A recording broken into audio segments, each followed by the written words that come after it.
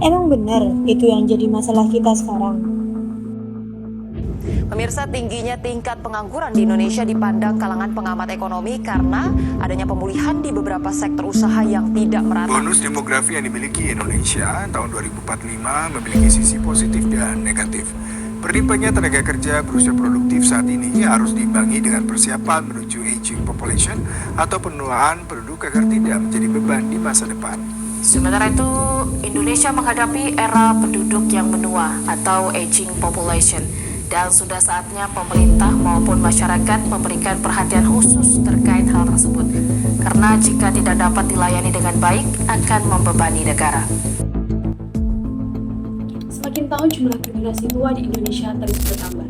Hal ini dipicu oleh menurunnya fertilitas serta fasilitas hidup yang semakin baik, sehingga berpengaruh terhadap angka harapan hidup. Persentase lansia yang terus naik dalam struktur umur penduduk mengarahkan rasio ketergantungan Indonesia terus bertambah. Persentase lansia tahun ini sebanyak 12% dan rasio ketergantungan sebesar 17,76%. Melihat data dari Badan Pusat Statistik atau BPS, rupanya persentase lansia yang tinggal sendiri maupun bersama pasangan justru menurun, sedangkan persentase lansia yang tinggal bersama keluarga inti maupun 3 generasi yaitu anak dan cucu justru meningkat. Hal ini sejalan dengan teori ketergantungan, di mana generasi muda bekerja untuk menghidupi generasi tua. Lantas, apa saja penyebab dan dampak yang ditimbulkan? Pada aspek ekonomi dijelaskan oleh biaya hidup meningkat serta lansia tidak bisa hidup sendiri. Akibatnya terdapat ketergantungan dengan tinggal bersama anak, di mana anak juga harus membiayai hidup orang tua, bahkan terdapat risiko rumah tangga miskin akibat banyaknya tanggungan. Dan yang kedua, pada aspek sosial, disebabkan oleh anggapan masyarakat bahwa anak wajib merawat orang tua dengan tinggal bersama. Akibatnya beban anak secara materi dan waktu ikut tersita. Pada aspek kesehatan, kemampuan fisik lansia sudah menurun, sehingga menyebabkan anak harus merawat lansia. Dan anak yang menjadi caregiver bisa jadi mengalami stres karena beberapa faktor lain. Pada aspek ketenaga kerjaan, lansia sudah tidak bisa melakukan kegiatan produktif seperti bekerja, sehingga ketergantungan biaya dengan keluarga. Dan perusahaan yang membutuhkan tenaga kerja, jadi kesempatannya berkurang untuk mendapatkan tenaga kerja karena beberapa orang sibuk mengurus orang tua di rumah.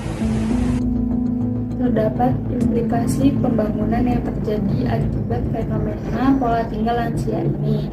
Yang pertama, adanya perubahan struktur keluarga. Yang kedua, adanya urbanisasi dan mobilitas penduduk. Yang ketiga, adanya perubahan struktur umur penduduk. Yang keempat, adanya transformasi sistem pelayanan publik. Dan yang terakhir, terdapat perubahan nilai sosial dan norma budaya. Rekomendasi dari fenomena perubahan pola tinggal lansia sebagai dampak perubahan struktur umur demografi dalam pembangunan. Terdapat beberapa rekomendasi kebijakan yang bisa dilakukan dari fenomena ini. Pemerintah dapat memberi dana bantuan seperti dana pensiun kepada lansia serta subsidi obat kesehatan.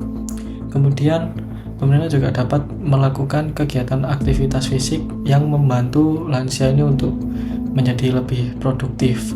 Kemudian membangun transportasi ramah lansia serta keringanan untuk tenaga kerja yang merawat lansia di rumah.